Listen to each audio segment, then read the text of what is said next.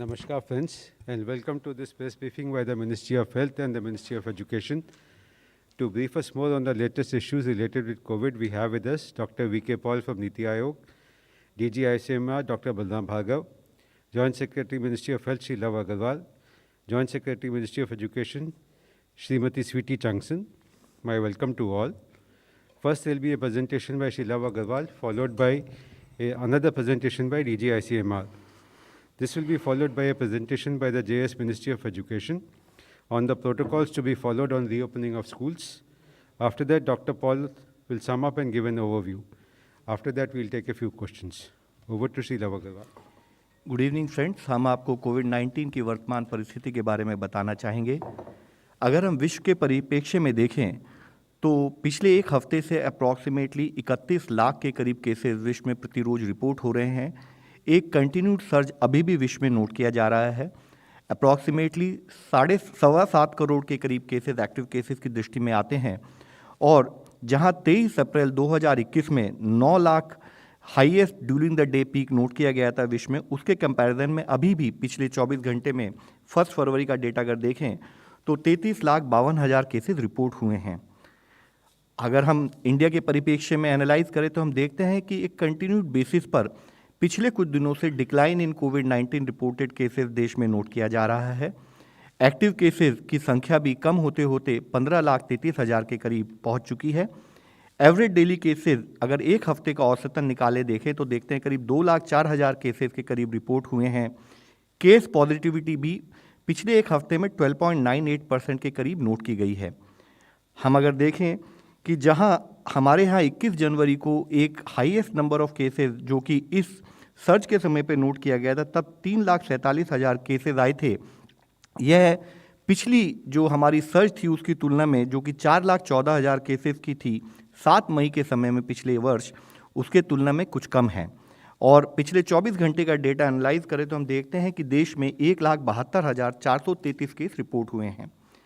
इसी डेटा को अगर हम डे ऑन डे बेसिस पर एनालाइज करें तो जैसे इससे पहले हमने सबमिट किया है कि पिछले 14 दिनों में कंसिस्टेंट डिक्रीज इन केसेस देश में नोट किया जा रहा है। जहां 21 जनवरी को 3,47,000 केसेस थे, वह अब अप्रॉक्सीमेटली आधे होते हुए पिछले 24 घंटे में 1,72,433 केस रिपोर्ट किए गए हैं। इसी तरह से एक्टिव केसेस यानी कि वह केसेस या तो होम आइसोलेशन में है या हॉस्पिटल में जिनको मॉनिटर किया जा रहा है, उसमें भी एक कंसिस्टेंट डिक्लाइन देश में नोट किया जा रहा है। जैसे कि 24 जनवरी के समय में जहां देश में 22,49,335 केसेस थे, वह अब घटकर 15,33,921 केसेस यानी कि decrease, A substantial decrease in terms of around 7.15 lakh cases देश में पिछले 12 दिनों में नोट किया गया है। इसी के साथ ही हम देखते हैं कि देश की पॉजिटिविटी जो कि इन्फेक्शन स्प्रेड को दर्शाती है, उसमें भी कमी आई है।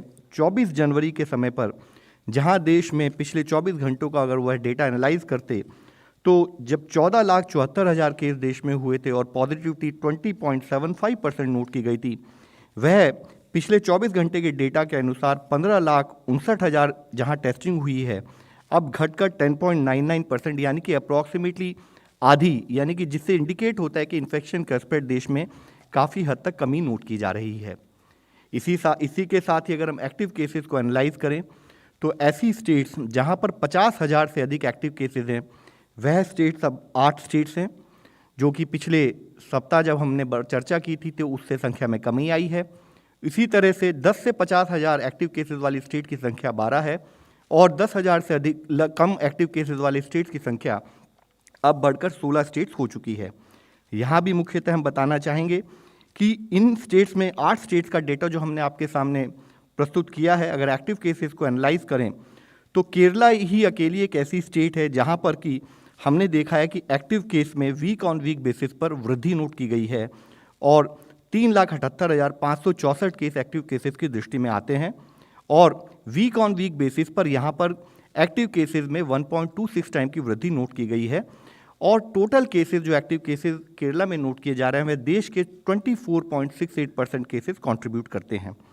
इसी तरीके से 4 स्टेट्स ऐसी है जहां 1 लाख से 2 लाख के बीच में एक्टिव केसेस हैं और इन सभी स्टेट में पॉजिटिव न्यूज़ ये है कि overall week on week basis पर हम देखते हैं कि एक्टिव केसेस की संख्या में कमी आई है।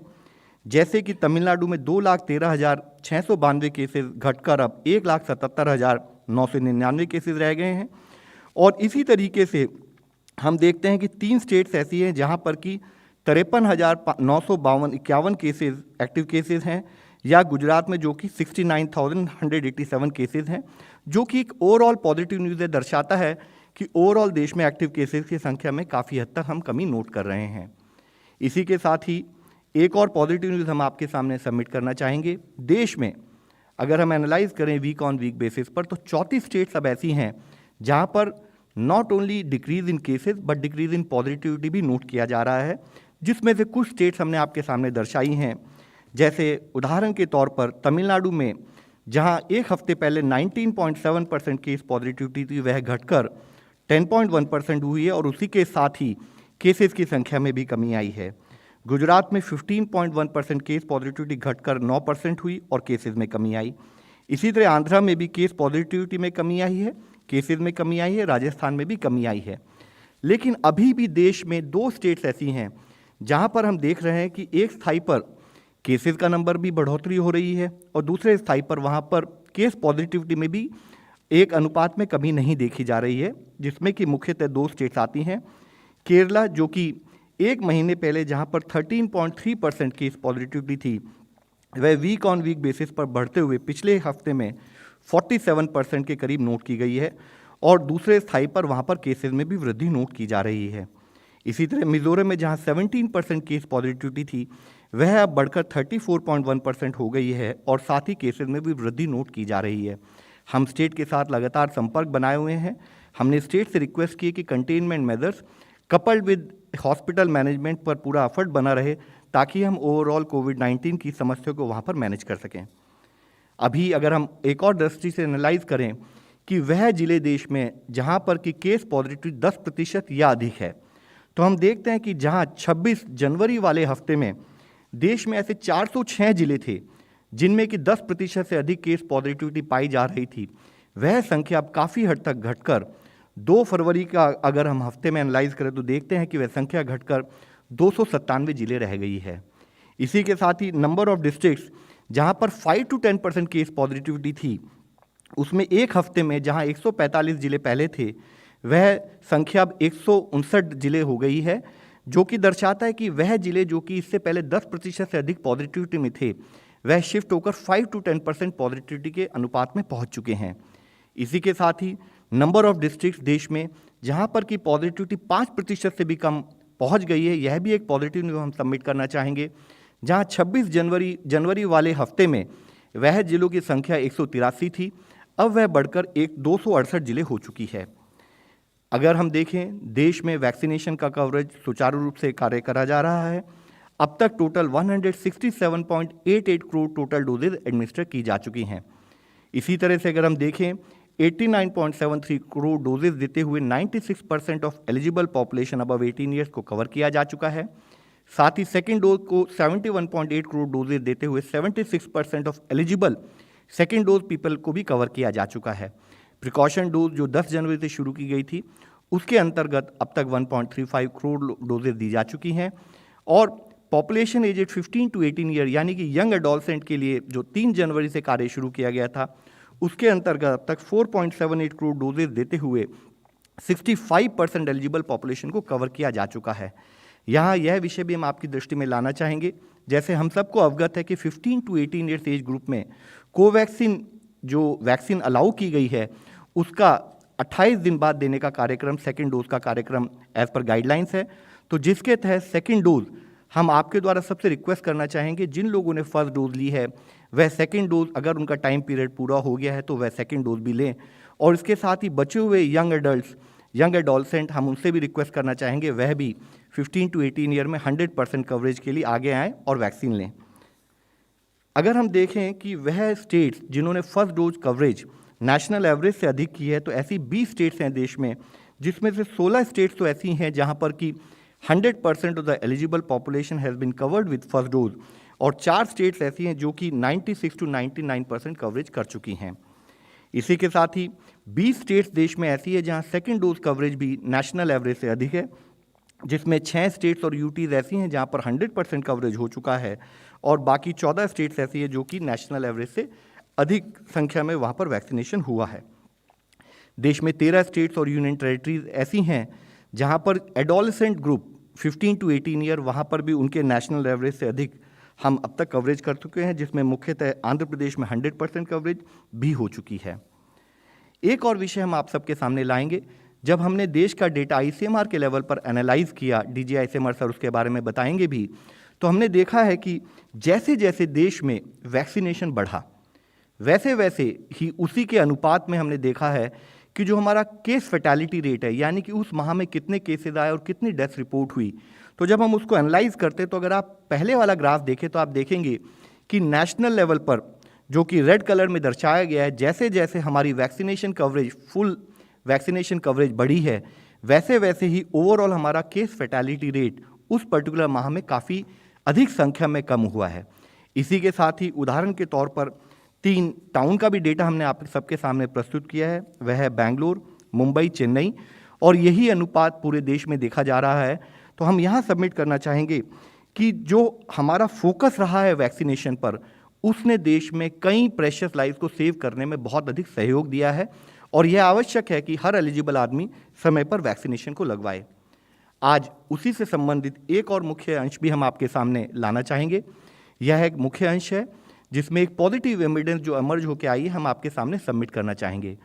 एक मुख्य विषय पिछले समय में, पिछले साल में भी काफ़ी हद तक नोट किया गया था कि वो लोग जिनको कोविड-19 इन्फेक्शन हुआ हो वह सर्जरी से संबंधित किस टाइप के प्रिकॉशन लें, सर्जरी करानी चाहिए या नहीं करानी चाहिए।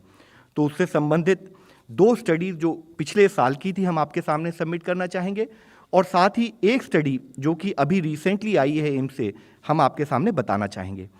तो एक स्टडी हुई थी जो कि Covid search collaborative, global search collaborative, timing of surgery following SARS-CoV-2 infection. यह स्टडी की गई थी पेरी ऑपरेटिव, यानी कि ऑपरेशन के समय पर अगर कोई आदमी कोविड इन्फेक्टेड हो जाए तो उस स्टडी में उस पर क्या इम्पैक्ट हो सकता है in terms of either that person can get pulmonary complication या उनका रिस्क ऑफ डेथ बढ़ता है क्या। यह स्टडी 116 देशों में डेटा लेके एनालाइज कर पूरे विश्व के स्थाई पर की गई थी, जिसमें 1674 हॉस्पिटल्स इन्वॉल्व थे और 1,40,000 पेशेंट्स का डेटा एनालाइज किया गया था और वह डेटा करीब अक्टूबर 2020 के करीब का डेटा था। उस स्टडी में ये पाया गया कि सर्जरी के बाद आने वाले 7 हफ्तों तक एक increase chances of mortality note किया गया और उसमें पाया गया कि किसी भी टाइप की जो भी टोटल सर्जरीज होती हैं उसमें प्रतिशत chances of increase mortality, chances of high risk of increase mortality was 3 to 4 times. और इलेक्टिव सर्जरीज यानी कि वह सर्जरीज जिनको कुछ हद तक टाला भी जा सकता है, लेकिन अगर उनको हम कराएं तो उसमें भी 1.6 to 1.9 टाइम्स उसमें एक रिस्क एलिमेंट नोट किया गया था। साथ ही स्टडी में यह भी पाया गया था कि जो मेजर सर्जरीज होती हैं एल्डरली में या उन लोगों में जिनमें कोमॉर्बिडिटी है, उसमें यह रिस्क फर्दर हाई था और not only in symptomatic patients but उसमें यह देखा गया था कि इंक्रीज रिस्क था इवन एसिम्टोमेटिक इन्फेक्शन के समय पर। तो उस समय पर इस स्टडी के बेसिस पर जो साइंटिफिक एविडेंस आई थी, जो पिछले साल एक डिस्कशन रहा था, एक चर्चा रही थी कि जिसमें रिकमेंड किया गया था कि सिम्टोमेटिक पेशेंट्स हों उनको अपनी सर्जरी को थोड़ा डिले करना चाहिए, या कोई इलेक्टिव सर्जरी है जिसको वो टाल सकते हैं तो उसे टालें तो उनके लिए सहयोगी रहेगी। इसी तरह से एक और स्टडी, इसी डेटा को जो हमने आपके सामने फर्दर बताया है कि नो प्री ऑपरेटिव अगर कोई इन्फेक्शन ना हो तो जो एलिमेंट ऑफ रिस्क उस सर्जरी में, इलेक्टिव सर्जरी में होता है, 0 to 2 वीक्स में वह रिस्क हाई है जो नीचे आपको रेड बार में दर्शाया गया है, 3 to 4 वीक्स में वह भी हाई है और 5 to 6 में वह हाई है और 7वें वीक में आते आते ही वह रिस्क एक तरह से नॉर्मलाइज होता है, जो कि इलेक्टिव सर्जरी का डेटा बताता था इस स्टडी में। और साथ ही नॉन इलेक्टिव सर्जरी जो कि मजबूरी में करानी पड़े, जिसको हम टाल नहीं सकते, अगर उस समय पर पिछले साल के समय पर जब उस डेटा में एनालाइज किया गया और नोट की गई तो उसमें भी पाया गया 0 to 2 वीक्स, 3 to 4 वीक्स और 5 to 6 वीक्स में हाइयर रिस्क नोट किया गया था, जैसे कि मैंने आपको पिछली स्लाइड में भी ये चीज़ दर्शाई है। और 7 हफ्ते लगते हैं जिसमें कहा गया था कि आप 7 हफ्ते तक अगर आप पॉजिटिव हों तो थोड़ा उसको अवॉइड करें। एक और स्टडी पिछले साल आई थी जिसमें कि मार्च से लेकर मई तक का डेटा एनालाइज किया गया था अमेरिका में, और उसमें पोस्ट ऑपरेटिव कॉम्प्लिकेशन या तो एक्टिव केसेस या वह केसेस जहाँ पर कि कोविड रिजॉल्व हो चुका था उसको एनालाइज किया था। और उस स्टडी में भी यही पाया गया था पिछले समय में कि 4 times higher risk of complications हैं उन सर्जरी में जो 4 से 8 हफ्ते में की जाती हैं, और आइडियल पीरियड उसने सजेस्ट किया था कि 8 हफ्ते बाद सर्जरी कराएं अगर आप कोविड पॉजिटिव हैं। तो यह परिस्थिति जो थी जो कि हमने पिछले सर्ज में नोट की, जो पिछले सर्ज की एविडेंस थी।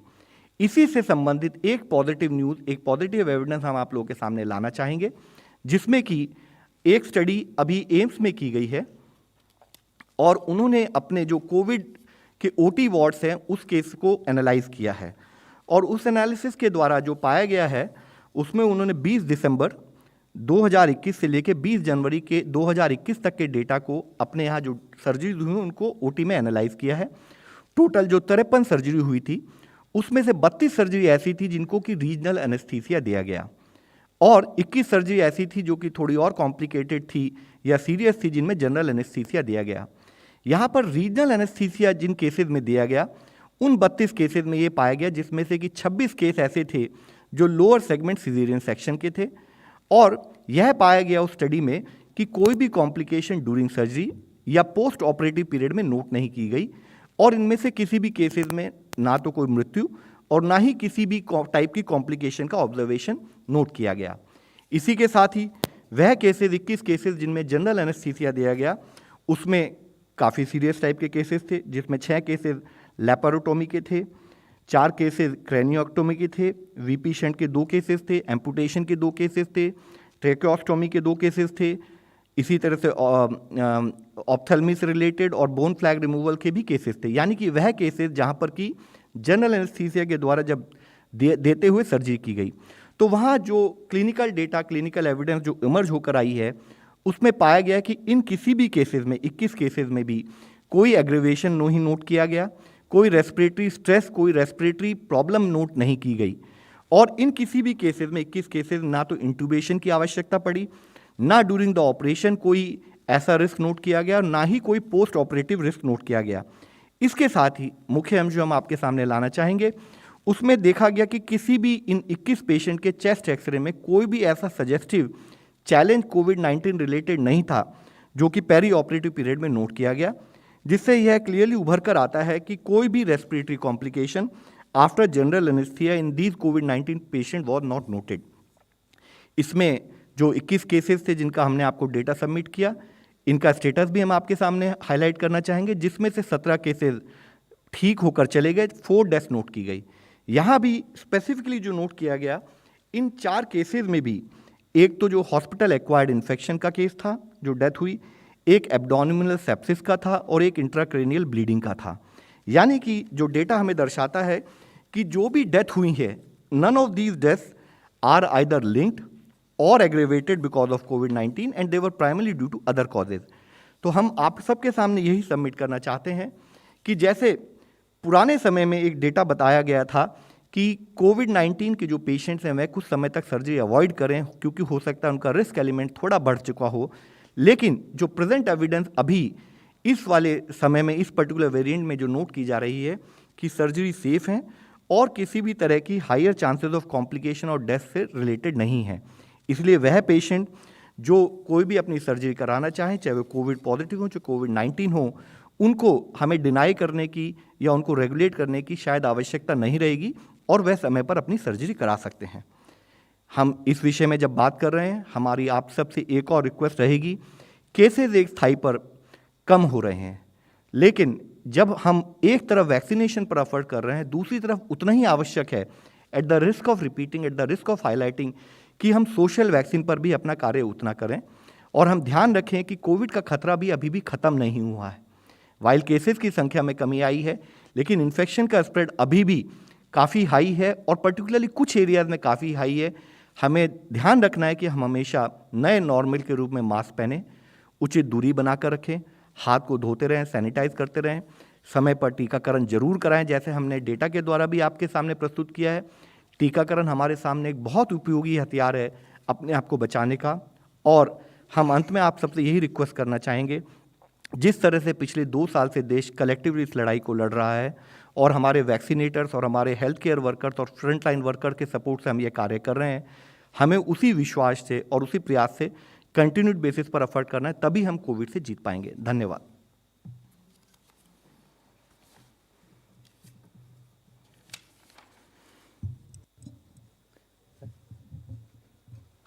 Thank you. Now I will talk to you a small study that we have looked at from the National Clinical Registry of COVID.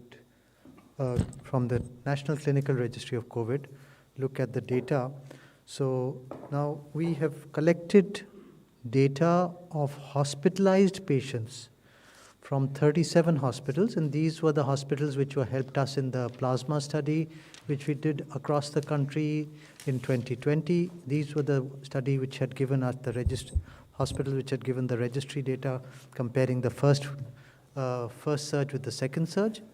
And now we are looking at, these are hospitals, both are represented from India, from north, south, east, west, central, and northeast region. Next. And in this, there were 2 time periods which we studied. One was 15th November to 15th December, which was presumed to be dominant strain of Delta, and 16th December to 17th January, which is presumed dominant strain being Omicron, as we have available from our INSACOG data. Next. So this is just a snapshot of the paper has been sent for publication, so we are just sharing with you some of the salient features. And 1,520 individuals were hospitalized, and their mean age during this third surge was lower. So the mean age was about 44 years. They were a much slightly younger population. Having said that, the comorbidities present in this younger population was pretty high. About 46% had comorbidities. This is people who are younger than around 44 years, but nearly half of them had some comorbidities. And the predominant symptom, their symptoms were much less, but the predominant symptom which was higher in this population during the January period was of sore throat. Sore throat was more common than the earlier. Next please. And if you look at the outcomes was that if the death was 10%, this is hospitalized patients, compared to 22% in unvaccinated. And here we look at that 91% of these people who died, fully vaccinated, had comorbidities. And unvaccinated, 83% had comorbidities. And the requirement of mechanical ventilation was also much lower, 5% versus 11% in the fully vaccinated. So this is just emphasizing the fact that vaccination helps, and not having comorbidities also helps. So that is important to remember. So this is the last slide really summarizing what we have learned from this data of 37 hospitals, that younger patients during this third surge, 44 years versus 55 years earlier, comorbidities were 46%, so higher in this very young population. All symptoms in lesser proportions, we know that, and mainly sore throat. We also found that there was a significantly lesser use of drugs during this surge, and significantly improved outcomes with much lesser complications of renal failure, ARDS, and other complications. So the last line is really important, because unvaccinated versus vaccinated, death was 10% versus 22%. And the comorbidities were 91% and 83%. So really 9 out of 10 had comorbidities in this young population who died and was vaccinated. Unvaccinated, 83% had comorbidities. So vaccination and not being vaccinated and having comorbidities really are the drivers which decide the course of the patient during the hospital being adverse. So that is the summary. Thank you so much.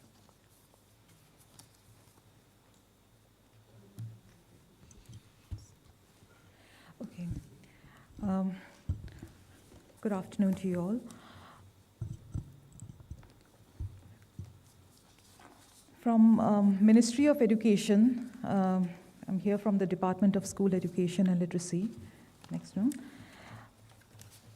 As we all know, schools were all closed in the first surge of COVID. That was in 2020, in March onwards. Then, with the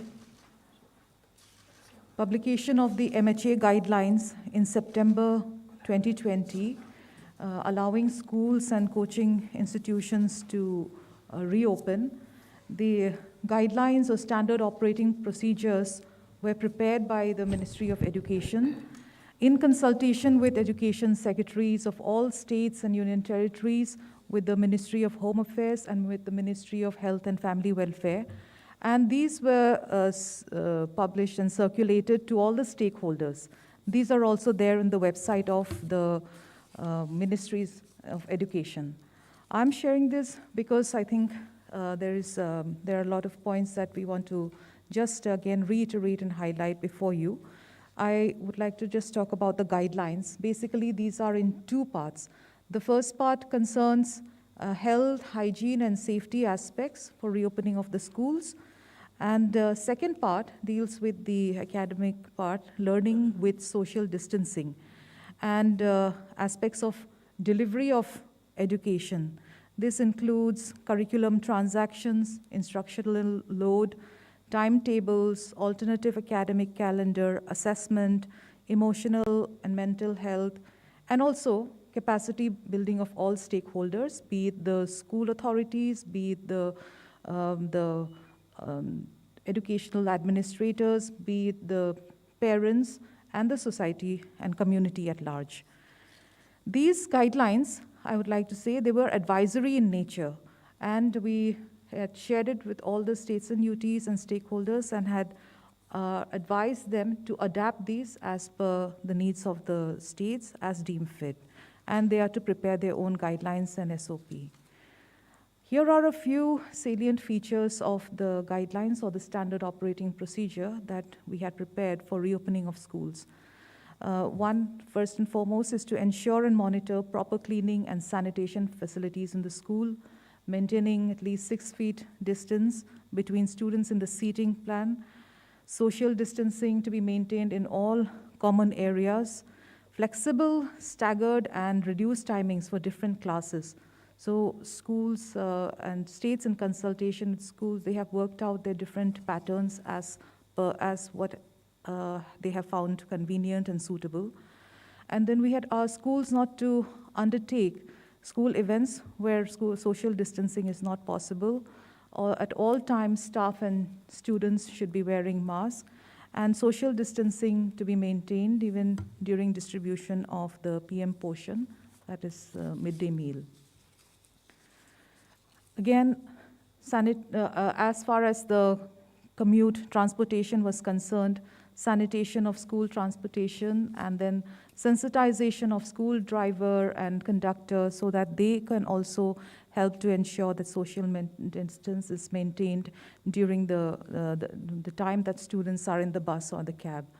Again, in hostels, what precautions need to be taken to maintain adequate distance and to screen boarders and before they can be allowed to start staying in the hostel. And then there also was a specific mention that states and UTs are to take consent of parents and guardians before their child or their ward can attend the school. And also, if children are willing to study from home, then they may be allowed to do so. And there would be flexibility in attendance. There would be no undue pressure that they will have to attend school, even once schools reopen. Then, next. The SOP guidelines also highlighted the need for an alternative academic calendar.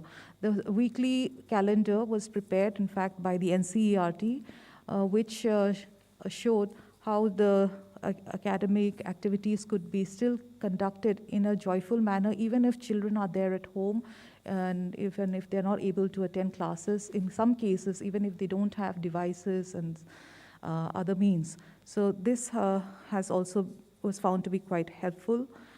Safety mock drills and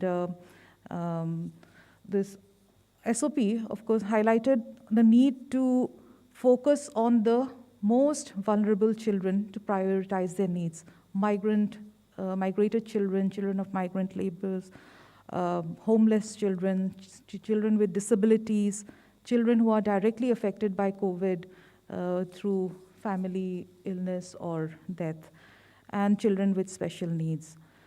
These were the focus areas. And also, once schools reopened, to facilitate the smooth transition by taking care of not only the academic aspects, but also their emotional and mental health, not only, again, of the students, but the teachers as well. Everybody had gone through the same stress. So then, Manodarpan initiative. This was an initiative launched by the Ministry of Education for the psychosocial support, mental and emotional well-being. A national toll-free helpline was created, and a web page is also there in the Ministry of Education's guidelines website. Now, I just want to highlight that subsequently, we have reviewed these guidelines on the basis of orders of Ministry of Home Affairs, which have been issued time to time. And these have been also, we have taken into account extensive vaccination coverage, especially of the teaching and non-teaching staff in our schools and educational institutions. I'll just show a few slides after that. And we have modified some of the clauses and instructions, and these have been issued in December 2021. Next. In this, importantly, we have said that states and union territory governments may decide at their level whether the schools are required to take the consent of the parents of the students for attending the physical classes. This is one major difference that the revised SOP has indicated. Again, the phrase social distancing, instead of that, physical distancing phrase should be used. And then gatherings, congregations, group activities, which earlier in our SOP we had said that should not be practiced. This, we have said that it can be done in accordance with the state's SOPs and guidelines. And of course, precautions have to be taken for children with comorbidities, and this was a need.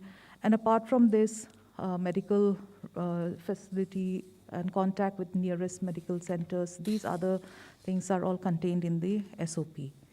Now I'll just come to the status of reopening of schools and vaccination of our teaching and non-teaching staff in the schools in all the states in the country. As far as school reopening is concerned, in 11 states, schools are fully open, they are functioning. It's not very visible here, but we'll share this paper with you. And in 16 states and union territories, they are partially open. And mostly these are the higher classes, generally 9, 10, and 11 and 12 in a staggered way. And in 9 states, schools still remain closed. Here.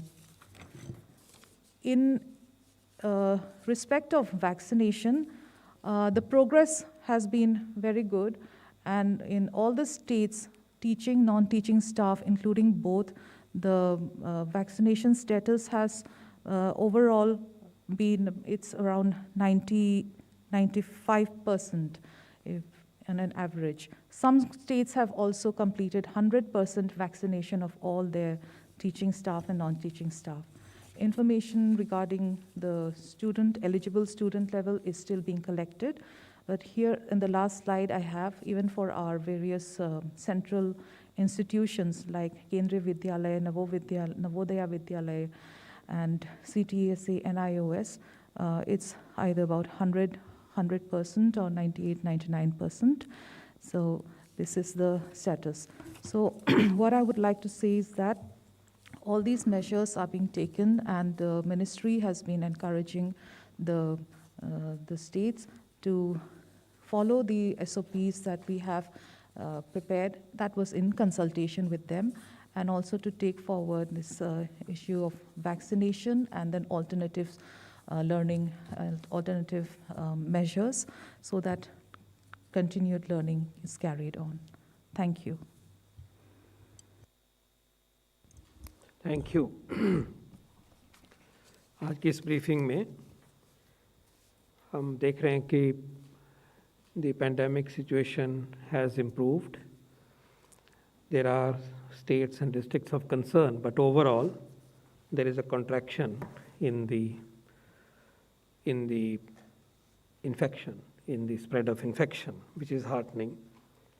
There are 268 districts where the positivity is below 5%, and clearly these districts can now move in the direction of non-COVID care and also in the direction of other economic activities as well as school opening, etc. The declining trend of pandemic allows us to think about those options in general as well. The two states of concern remain Kerala and Mizoram in particular, with high positivity rate. And it does also mean that the virus has not gone away as yet. It has not left the nation. And we have to be mindful, we have to be careful, we have to be following our strategies to contain and to address this pandemic. So it's a mixed picture, but overall we do see a decline in the spread of the infection.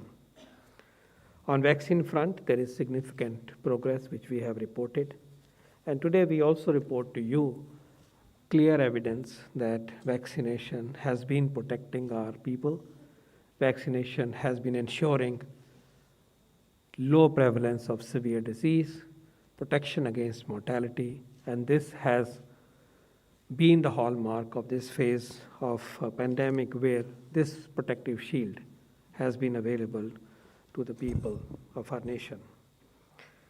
इसी मन से और इस सभा में ये बात आती रहती थी कि स्कूल ओपनिंग के बारे में यूनियन गवर्नमेंट किस तरह की गाइडलाइन प्रस्तुत करती हैं, क्या स्टैंड लेती हैं। तो आज हमने ये मौका चूज़ किया कि इस बार इस पे डिटेल में एक प्रेजेंटेशन हो। सो आपने देखा है कि broad advisory from time to time दी गई, उसमें मॉडिफिकेशंस करी गई और आज हमने पूरे डिटेल में उसको आपके सामने प्रस्तुत किया है। The decision for opening schools rests with the state governments and further down by the district administrations. But the broad issue is that we would still like to ensure that schools are opened and schools are run according to protocols, the standard operating procedures, because we are still in the midst of pandemic. But by implementing SOPs, we can ensure safe conduct of schools, physical learning possible, school activities which lead to interaction, development possible. Teachers can feel safe because now in any case they are vaccine protected. So following the SOPs is the essence of the guidelines that the union government have been issuing, and we believe these are adapted, these are considered duly by the state governments, and decisions are taken for opening the schools. Yes, the nation is concerned that there has been a significant learning loss. Yes, at the earliest opportune, appropriate time, the schools should get opened, but it had other imperatives in the absence of vaccine way back. The teachers were not protected, and so on and so forth. So we have come a long way now, and we have more confidence to go in the direction of running schools. But according to the SOPs, because in the absence of that discipline, we may still have concerns. So today we are very happy to share with you the paradigm within which, in a scientific, evidence, safe way, the schools can be opened. Thank you. Thank you, sir. We'll now take some questions. Okay, 1 to 1. Sir Nitendra हूँ DD news से। केरला में death देखा जा रहा है कि काफ़ी report किया जा रहा है, जिसमें ऐसा माना जा रहा है कि वो बैकलॉग रिपोर्ट है, जबकि केरला मॉडल की तारीफ होती थी उसके तमाम पहलुओं को लेकर के। तो इसमें आप क्या देखते हैं कि केस मैनेजमेंट में कितना इस पर असर पड़ेगा? देखिए, जो पॉइंट आपने रेज किया है that is a point of concern. हमने स्टेट के साथ इस विषय में चर्चा भी की है। अगर हम देखें तो अक्टूबर के माह से लेकर अब तक फरवरी तक करीब 24,730 डेथ्स केरला में बैकलॉग डेथ्स के रूप में दिखाई गई हैं। इसी मंच पर इससे पहले भी चर्चा हुई है। स्टेट्स लेवल पर जब हम वीसी करते हैं तब भी हम यह इशू हाईलाइट करते हैं कि केस की ट्रेजेक्ट्री को समझना बहुत ज़रूरी है। किस ज़िले में कितने केसेस किस दिन आए, किस ज़िले में कितनी डेथ किस दिन रिपोर्ट हुई, यह डेटा इसलिए आवश्यक है कि इससे पता लगता है कि वहाँ पर इन्फेक्शन का स्प्रेड क्या है, वहाँ पर मैनेजमेंट के क्या अप्रोचेज होने चाहिए, क्या चैलेंजेस हमारे सामने उभर के आ रहे हैं, उसके लिए हमारा क्या कार्य होना चाहिए। लेकिन अगर बैकलॉग डेथ अधिक संख्या में और एक कंटिन्यूड बेसिस पर आती हैं तो यह थोड़ा सा डिफ़िकल्ट हो जाता है समझना कि क्या केस मैनेजमेंट हो रहा है और क्या उसमें हमें और अधिक कार्य करने की आवश्यकता कि ताकि हमारा जो आउटपुट है वो और स्ट्रेंथन्ड वे में हम सामने रख सकें। इस विषय में स्टेट से चर्चा भी की गई है, उनको ब्रीफ भी किया गया, उनको गाइडेंस भी दी गई है। सेंट्रल टीम समय समय पर जाकर उन्हें बताया है। और जैसे आपने जो इशू रेज किया, अगर हम देखें 2 फरवरी को देश में जो टोटल डेथ रिपोर्ट हुई उसमें 1063 डेथ केरला से रिकनसाइल्ड डेथ थी। पिछले 24 घंटे का डेटा भी देखें तो 335 डेथ रिकनसाइल्ड डेथ के रूप में आई है। 2 दिन पहले का देखें तो 638 डेथ रिकनसाइल्ड डेथ के रूप में आई हैं।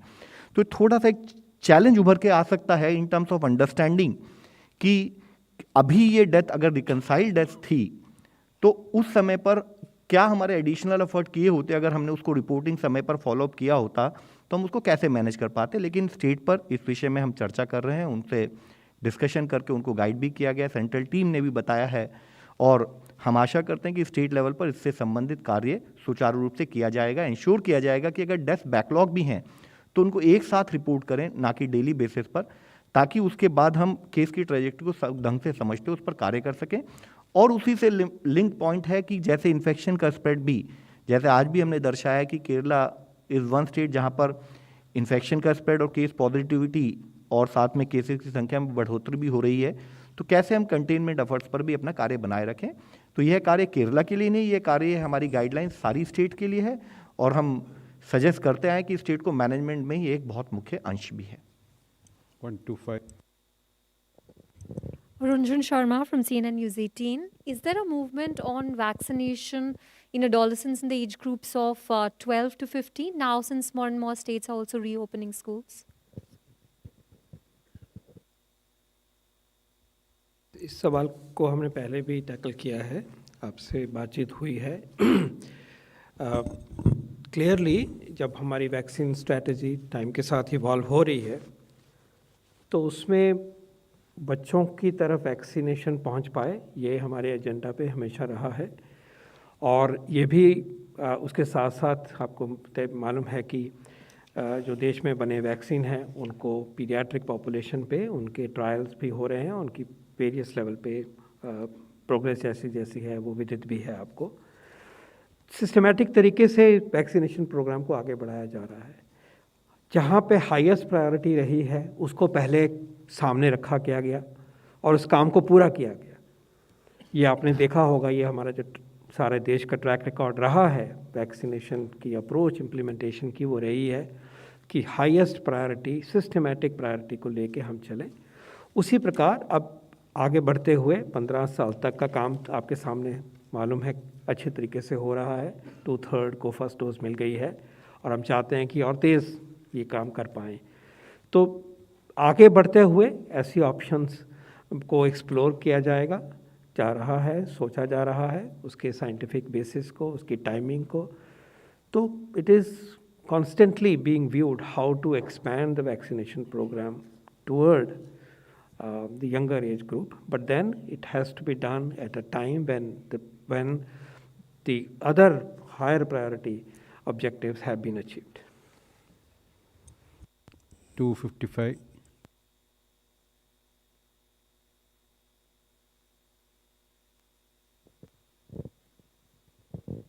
Sir, you've been saying that we will get hospitalization data comparing second wave to the third. You shared some data today, but it was comparing 15th November to 15th December, and then just the next day onwards. So how exactly should we interpret that? Are you trying to say that's actual hospitalization data, or can we expect better comparisons for the actual time so period? this is the hospitalization data that we took for 30 days from the middle of November to middle of December, and compared with 30 days from middle of December to middle of January, just to get an idea of where we stand. So this is the comparison across the 37 hospitals that were studied are part of the National Clinical Registry. Having said that, we find that 7 of the hospitals did not have any admissions during 15th December to 15th January. So hospitalizations was much, much less, as we are saying in the third surge. And we have tried to compare what were the differences in the hospitalization. And there are clearly, two- what has emerged is that vaccination and comorbidities are the major players, and younger population is more affected during this third surge. Sir. दो aspect हैं. एक aspect है कि infection हो रही है तो hospitalisation rate क्या है. आज के डेटा में हम उस पॉइंट को नहीं लाए. पहले हम बता चुके हैं कि जनरली ये वेरी भी करता रहता है, डायनेमिक सा नंबर है, लेकिन जनरली ये 3 to 4% के बीच में मोस्ट स्टेट्स में है. वेरिएशन है, वेरिएशन को एक्सेप्ट करेंगे तो 3 to 4% के बीच में हॉस्पिटलाइजेशन दिखाई देती है. कहीं इससे कम भी है, कहीं थोड़ी ज़्यादा भी है. That's a general point. आज जो हम आपके समक्ष लाए हैं कि अगर हॉस्पिटल में हम आ जाते हैं, इतनी सिवेरिटी थी कि दाखिल हो गए, तो उस पैटर्न, उस क्लिनिकल प्रोफाइल का पैटर्न इस फेज़ का और पुराने जो ऑनगोइंग पेंडेमिक थी उसमें कितना अंतर आया है, वो आज हमने एम्फेसाइज करने की कोशिश करी है. तो उसकी इंटरप्रिटेशन जो सर ने जो डेटा दिखाया उसकी ये है कि समवट यंगर पॉपुलेशन इस बार ज़्यादा अस्पताल में आ रही है. क्लियरली वैक्सीन है मिला हुआ तो आउटकम्स बहुत अच्छे हैं, बेटर हैं, रीइंफोर्स होती है वो चीज़. कोमोबिडिटी वाला पॉइंट फिर रीइंफोर्स होता है कि पहले भी इम्पॉर्टेंट था, इस बार भी इम्पॉर्टेंट है. और जो सीवियर फॉर्म्स हैं, सांस तेज चलना, ये वगैरह इस बार कम दिखाई दिया है और सोर थ्रोट पे ही ज़्यादा सिम्टम्स को आए हैं. तो अब ये पहले भी हम बात करते रहते थे कि we are learning how this pandemic's clinical profile is. So today, based on a very systematic nationwide data, we are happy to share with you that these are the important learnings in the context of understanding this disease. 176.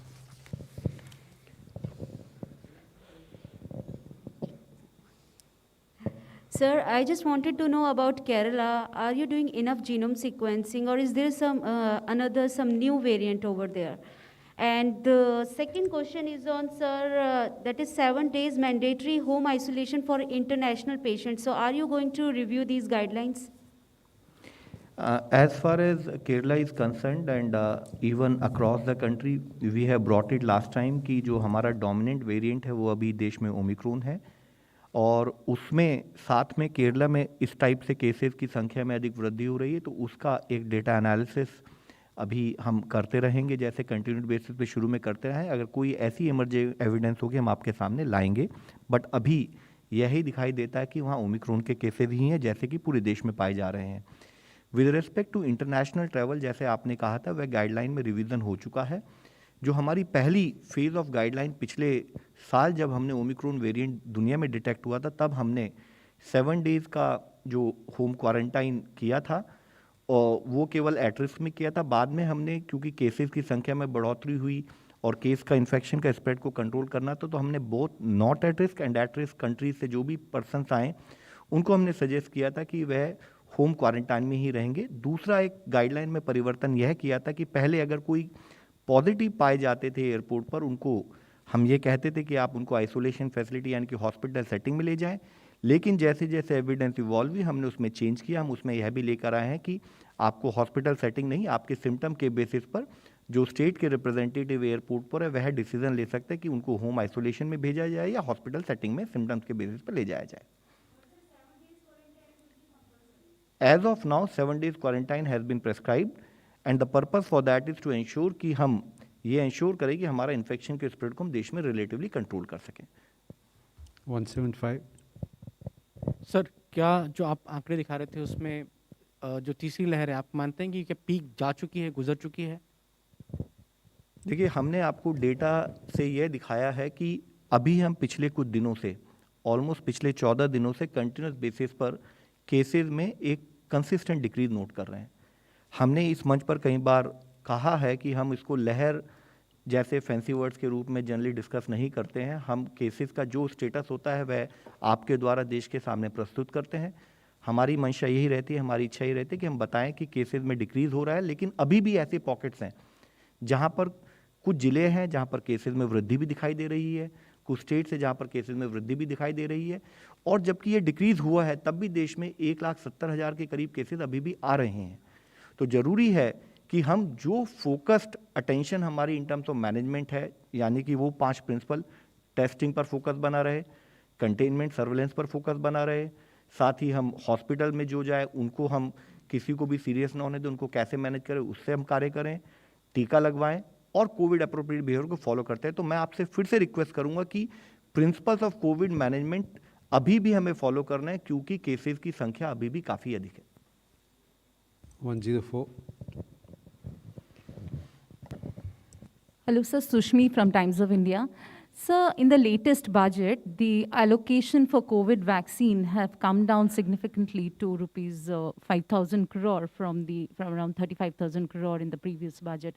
You think it is sufficient to expand the vaccination program going forward, given that youngsters are still left out and the third dose also has to be expanded for the other categories? Does that mean, or is it possible that going forward the government may pull out free vaccination given the reduction in budget? Clarify कर दिया गया है finance secretary साहब के द्वारा कि this is a provision that has been made up front, और उन्होंने कहा है जैसी ज़रूरत होगी there more resources will be made available. So that should set the record straight. 120. Sir, on Feb 2nd, I am Ayushman from Mirror Now. On Feb 2nd, Zydus Cadila supplied the first consignment to Government of India. What is happening there, sir? What is the development on that vaccine? Zydus Cadila में अभी बिहार में उनका पहली supply पहुंच के शुरू होने वाली है। जैसे हमने इससे पहले भी इस मंच पे बताया था, 7 स्टेट्स को प्रायोरिटाइज किया गया था, जिसमें बिहार एक स्टेट है। वहां पर यह शुरू हो जाएगी और इसकी प्रोग्रेस को वॉच किया जाएगा, इंश्योर किया जाएगा कि इस समय के हिसाब से जैसे जैसे प्रोडक्शन हो, जैसे जैसे मार्केट में उनका डिलीवरी हो, उसके हिसाब से उसका इस्तेमाल बढ़े। 11. What percentage of eligible people have so far taken the precaution doses? And also, what is the plan for expansion of precaution doses to other groups, apart from the ones already that have started? इसके बारे में precaution dose के 2-3 aspect हैं, health care worker का और frontline worker का, और फिर आता है 60 विद कोमॉर्बिडिटीज़। जो थर्ड कैटेगरी है उसमें एक एस्टिमेट किया गया था कि लगभग 20% जो वो कोहॉर्ट है उसमें कोमॉर्बिडिटीज़ होंगी और ज़रूरत पड़ेगी। We don't have the data just now, but we reviewed it yesterday in the vaccination and part group. Healthcare workers progress very much as expected. Frontline workers same, and also 60 की जो estimate किए गए थे और जिनको due था वो भी पूरी तरह से लगभग अच्छी तरह से वो प्रोग्रेस हो रही है। I don't have the numbers but I assure you that the required expected numbers have been met quite closely. This data can be shared maybe next time, but done very well on the expected numbers for the targeted groups that were identified for precautionary dose. No.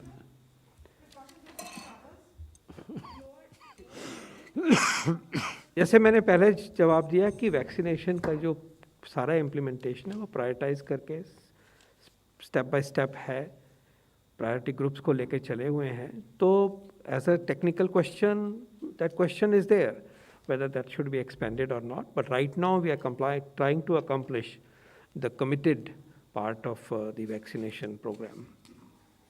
Number 4. नमस्कार, मैं संदीप हूँ वर्तमान newspaper से. मेरा question है JS ma'am education ministry से. जो guideline आपने दिखाया उसमें शूट से में हुआ पेरेंट कंसेंट में. मेरा क्वेश्चन ये है कि जो पहले था कि जो बच्चे घर पे रह के पढ़ना चाहते हैं उसको अलाउ करें और अटेंडेंस में फ्लेक्सिबिलिटी लाया जाए, तो मॉडिफाइड गाइडलाइन में वो कुछ उल्लेख नहीं है, तो क्या है? एक्चुअली अभी भी ये हम स्टेट्स को ही ये decision in consultation with the schools and the institutions, other stakeholders के साथ इसके बारे में डिसीजन लेने के लिए ही ये प्रोविज़न रखा है.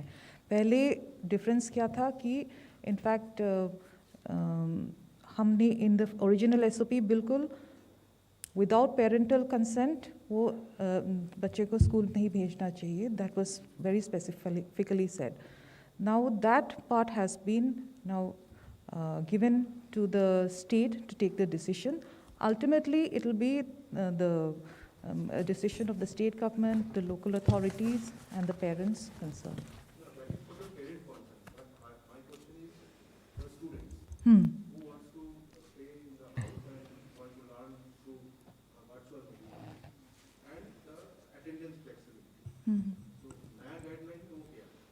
No, that remains the same. Yes. 107. Sir, I am Monica from the Hindu Business Line. Sir, do you have any data on the mortality rate among pregnant women? And I also want to know if a pregnant woman gets diagnosed with COVID and she is choosing to go for C-section surgery. I mean, how safe is it? How safe is that option for her? Regarding your point about a pregnant woman going for C-section surgery, it is safe, and as as Love has shown the data from the AIM study, where even under general anesthesia and under local regional anesthesia, there has been no major issues during this surge. Although the recommendation in the earlier surge were to wait for at least up to 8 weeks, but from this, it is clearly emerging that surgery need not be delayed, and therefore cesarean section can be taken without any issues. Is there any data on mortality rate among pregnant women? Related to the COVID? Yeah. Among pregnant There are two registries ongoing. One is the PREC-COVID registry, and the two publications are already there. They are in the public domain as well. One was led by the National Institute of Research in Reproductive Health and Child Health from Bombay, and they had done mainly for Maharashtra, but they have now gradually expanded it to other parts of India, and that data is available, and we had presented it during the second surge and around that time, and that has been published now. So third surge, yes, we do not have data on pregnancy at the moment. Ma'am, आपने pregnant महिलाओं के बारे में पूछा था, जैसे sir ने भी बताया, जैसे आज हमने प्रेजेंट भी किया है आपको एम्स की स्टडी. यह एक बहुत मुख्य अंश है, क्योंकि इससे पहले जो पुराने जो डिफरेंट वेरिएंट्स थे उसके टाइम पर जब स्टडी किया गया था तब यह पाया गया था कि आप अपने ऑपरेशन को, चाहे वो इलेक्टिव सर्जरी हो या रेगुलर सर्जरी हो, डिले करें तो शायद यूज़फुल रहेगा. लेकिन ये एक पॉजिटिव स्टडी अभी हमें इंडिकेट करती है कि अगर हमें नीड है तो हम अपनी सर्जरी करा सकते हैं. तो प्रेग्नेंट वुमेन के लिए भी एप्लीकेबल है और डिफरेंट सर्जरीज के लिए भी एप्लीकेबल है. तो ये एक सहूलियत, एक कॉन्फिडेंस हमारे उन लोगों को देती है जिनको मेडिकल इंटरवेंशन की ज़रूरत है, सर्जरी की ज़रूरत है, वह समय पर अपनी सर्जरी करा सकें. Thank you very much. We close the press conference now.